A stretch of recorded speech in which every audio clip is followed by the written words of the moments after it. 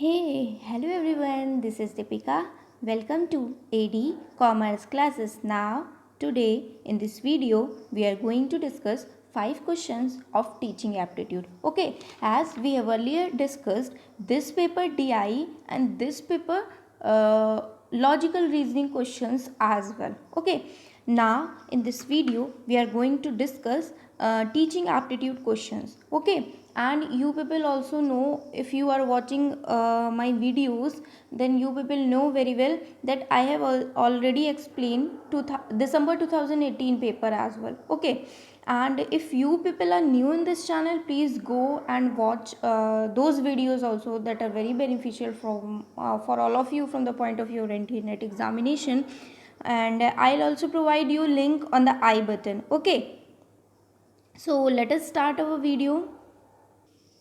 Now what question says, question number 1, which of the following set of statement best describe the nature and objective of teaching? Indicate your answer by selecting from the code.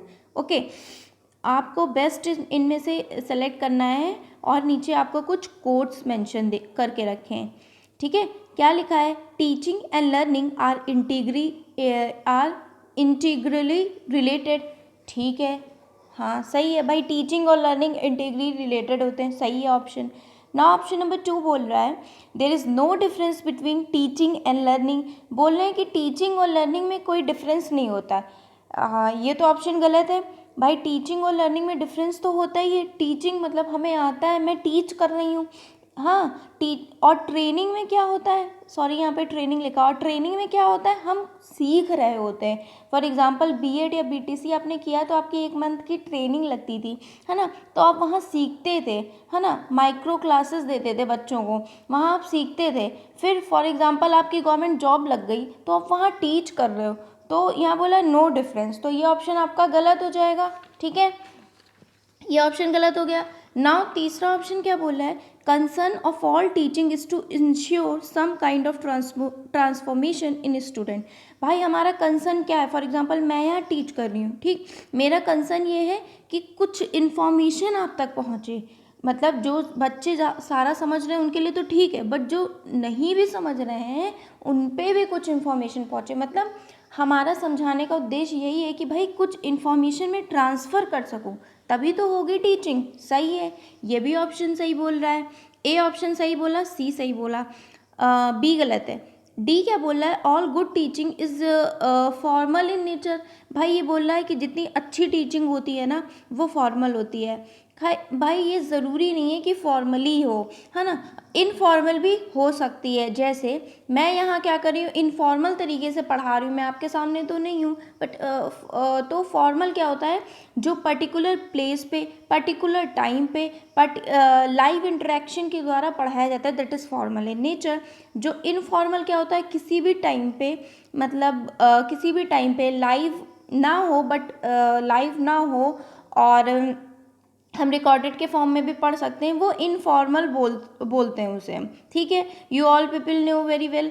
तो D option भी गलत हो जाएगा. Now ई क्या बोल रहा है? A teacher is a senior person. भाई ई बोल रहा है टीचर जो होगा ना वो सिर्फ और सिर्फ सीनियर पर्सन होगा. ऐसा ज़रूरी नहीं है भाई. मैं फॉर एग्जांपल मैं हूँ तो मैं ज़रूरी नहीं, मैं सीनियर नहीं हूँ. ठीक है, सीनियर मतलब ज़रूर बड़ा ही होगा, प्रोफेसर ही होंगे तभी वो पढ़ाएंगे, वरना कोई पढ़ा नहीं सकता है.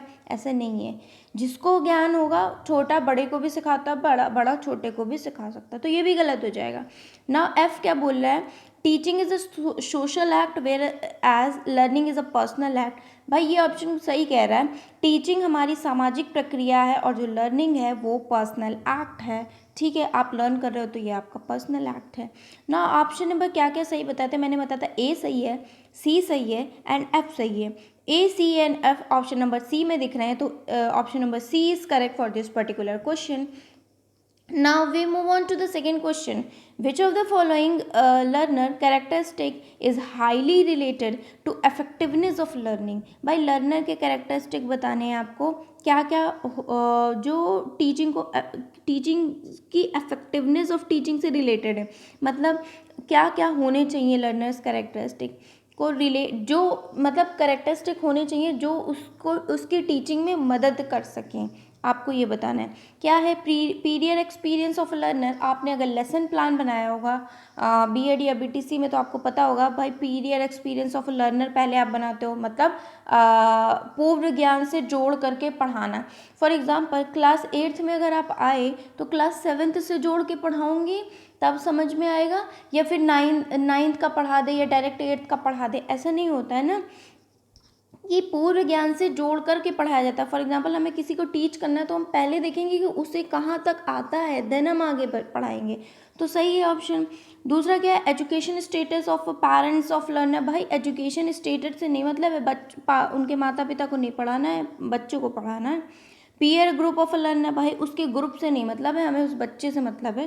Family size from which the learner का, फैमिली की साइज क्या है इससे हमें क्या मतलब है, लर्नर के कैरेक्टरिस्टिक मतलब। तो ऑप्शन नंबर ए करेक्ट हो जाएगा, सबसे सुटेबल भी है और सही डेफिनेशन भी है कि भाई पूर्व ज्ञान से जोड़ करके पढ़ाएंगे तभी हमारी जो टीचिंग है वो प्रभावी होगी, शिक्षण जो होगा वो प्रभावी होगा। तो option number A is correct for this particular question. Now we move on to the third question. ये आप प्लीज़ फ़ोन रोटेट करके देख लेना, मैं इसे देख नहीं पाई। क्या बोल रहा है आपका ये क्वेश्चन, बोल रहा है in the two set of given below, मतलब सेट 1 और सेट 2 दिया आपको मैच करना है, ठीक है। लेक्चर है, डिस्कशन इन ग्रुप है, ब्रेन स्टॉर्मिंग है, प्रोग्राम इंस्ट्रक्शनल प्रोसीजर है। देखो ब्रेन स्टॉर्मिंग इसमें सबसे सरल लग रहा है, ब्रेन स्टॉर्मिंग मतलब आइडियाज़ से रिलेटेड लग रहा है ना। जहाँ ब्रेन स्टॉर्म करने के लिए बच्चों को बोला मतलब आइडियाज़ अपने अपने व्यक्त करो, तो सी का ऑप्शन नंबर 2 हो जाएगा, सी का ऑप्शन नंबर 2 हो जाएगा, ठीक है। नाउ क्या बोला गया, लेक्चर में आप सबको पता है कि भाई कोई हम कंटेंट को डिलीवर करते हैं, है ना, कंटेंट को डिलीवर कर रहे हैं, तो ऑप्शन नंबर ए का सी हो जाएगा, content deliver in lucid language, ठीक। फिर बात हो रही है डिस्कशन इन ग्रुप का। भाई डिस्कशन इन ग्रुप से आपका मतलब ये है कि आप मतलब मैंने बोला कि आप अपने फ्रेंड्स में पीयर ग्रुप्स में आप डिस्कशन कर लो एक क्लास में, तो बच्चे क्या करेंगे, अपने कुछ ग्रुप्स बनाएंगे, डिस्कशन करने लगेंगे उसी थीम पे, तो हो जाएगा theme based interaction among participant. जो पार्टिसिपेट कर रहे हैं उनका पर्टिकुलर मैं थीम दूंगी, उसमें वो डिस्कशन करेंगे। नाउ सी मैंने बता ही दिया था। बचा क्या, प्रोग्राम इंस्ट्रक्शनल प्रोसीजर, डी बचा है आपका।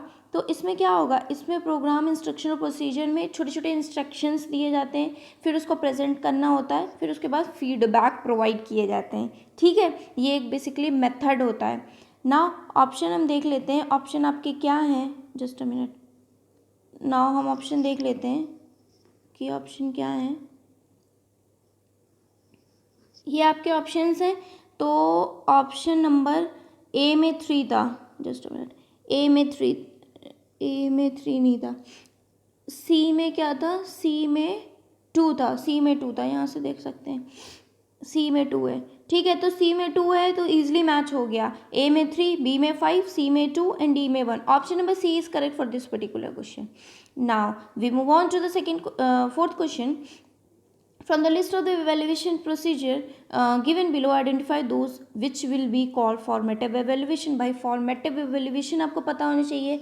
भाई formatting जो ड्यूरिंग होता है ना, टीचिंग के ड्यूरिंग जो होता है वो फॉर्मेटिव होता है, जो बाद में होता है या लास्ट में होता है वो समेटिव होता है। इसका एक एग्जांपल बेस्ट है कि जैसे आप FA1 FA2 देते हो ना, तो वो ड्यूरिंग देते हो, FA1 दिया, FA2 दिया, फिर समेटिव जो आपके मेंस एग्जाम होते हैं, है ना, स्कूल्स में, वो आपके समेटिव हुए। तो फॉर्मेटिंग आपके ड्यूरिंग हुए, समेटिव आपके लास्ट में हुए, ठीक है। फॉर्मेटिव से आपकी कमियां दूर करी जाती हैं, समेटिव तो लास्ट में ही दिया जाता है, मतलब जब सारा सिलेबस ओवर हो जाता है, ठीक है, मेंस एग्जाम। नाउ क्या लिखे options, a teacher awards grades to student after having instruction in the course work, बिल्कुल गलत है भाई, ग्रेड्स आफ्टर की बात हो रही है, ड्यूरिंग होता है ना, तो गलत हो गया ये ऑप्शन। और ऑप्शन क्या बोल रहा है कि during interaction with student in the classroom the teacher provides corrective feedback, ठीक है भाई, इंटरैक्ट करते वक्त टीचर एक करेक्टिव फीडबैक प्रोवाइड करता है, मतलब ड्यूरिंग होता है, फॉर्मेटिव आप याद रखो ड्यूरिंग से, तो ऑप्शन नंबर बी सही हो गया। नाउ सी बोला है teacher gives marks to student on unit test, unit test में मार्क्स देना है तो बिल्कुल ही गलत है, मतलब यूनिट टेस्ट में मार्क्स देना, इससे फॉर्मेटिव एवेल्युएशन क्या हुआ, आपने सुधारा क्या, आपने ड्यूरिंग क्या किया, आपने करेक्टिव एक्शन क्या लिया, आपने फीडबैक क्या दिए। तो option number A and C is wrong, B is correct. Now we move on to the D. The teacher clarify the doubt of a student in class itself. ठीक है, करता है, ड्यूरिंग हो गया, टीचर मतलब क्लैरिफाई करते हैं, तो डी हो गया. Overall performance of student is reported to the parent at every 3 month of interval. भाई ये क्या है कि 3 महीने की जो ओवरऑल परफॉर्मेंस है वो पेरेंट टीचर मीटिंग में पेरेंट्स को बता देना, ये गलत है. ठीक है. Learners motivation is raised by the teacher through a question answer session. ये सही, ये सही बोल रहा है कि भाई लर्नर की मोटिवेशन को रेज करा जा सकता है कि अगर उनको मोटिवेशन दिया जाए, हाँ गुड, वेरी गुड, बहुत अच्छा, ऐसे होता है. तो आपका ऑप्शन नंबर एफ सही हो गया. ऑप्शन नंबर एफ सही है, ऑप्शन नंबर डी सही है, और ऑप्शन नंबर बी सही है. ठीक है, बी डी एफ. तो फोर्थ में डी ऑप्शन सही हो जाएगा आपका. फिर से मैं बता देती हूँ, फॉर्मेटिव इवेल्युएशन और the evaluation for learning, they are often ungraded and informal. Okay, they are aim is to provide both the student and the instruction with a language of where the level of understanding is at the current moment and enable the instructor to adjust according to the emerging need of the class. ठीक है, मैंने बता दिया, हालांकि इसके definition से related, but मैंने clear कर दिया था. ओके, नाउ लास्ट क्वेश्चन आज के लिए. All teaching should aims at ensure learning. भाई टीचिंग का उद्देश्य लर्निंग होता है, मतलब सारी टीचिंग का उद्देश्य लर्निंग होता है, ये बोल रहा है आपका. ठीक है भाई, टीचिंग का एम ही होता है कि भाई कुछ, हमारा टीचिंग का एम यही है कि हम कुछ सिखा सकें. सही बोल रहा है. All learning results from teaching. जितनी भी लर्निंग आती है वो टीचिंग से ही आती, ऐसा नहीं है. बच्चा अपने समाज से, वातावरण से, आस पड़ोस से, इधर उधर से कुछ करके, मतलब एक्टिविटी, कुछ एक्सपेरिमेंट करके या कोई भी चीज़ देख के सीख सकता है. ऐसा ज़रूरी नहीं है उसके टीचर ने पढ़ाया ही हो 2 1 जा 2 2 जा 4 तभी उसे आएगा. भाई वो कुछ चीज़ें हैं वो अपना इंटरेक्शन के थ्रू भी सीख सकता है ना. वातावरण, वंशानुक्रम, टीचिंग, सारी चीज़ों का कॉम्बिनेशन होके बच्चा सीखता है. ठीक है, तो ऑप्शन ए सही कह रहा है, आर फॉल्स कह रहा है, मतलब आर जो है वो फॉल्स है. तो option number C is correct for this particular question.